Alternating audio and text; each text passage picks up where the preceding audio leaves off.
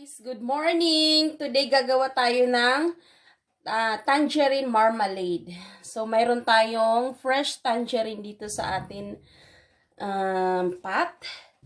So, it's about 2 cups. So, ang atin ratio is 1:1, guys. Okay? So, iyan na ang atin, lalagyan natin ng may sugar na tayo dyan. Medyo may ng shadow. So anyway, let's cook until it's done. Blood. Huh? Blood. Where? Blood. Table. The table? Okay.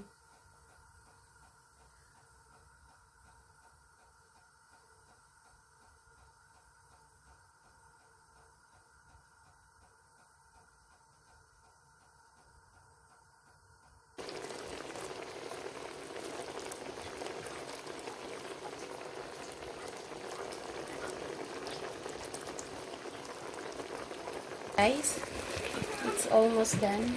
The light too, Mom. You want the light as well. That's mine. Mommy. You can taste the marmalade if it is ready, guys. It's like this. It's look like this. Yan, it's ready now. Yep. Hot, anak. Yep, anak.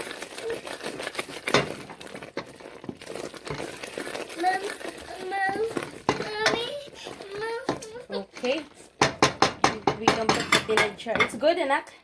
Yeah. Wow.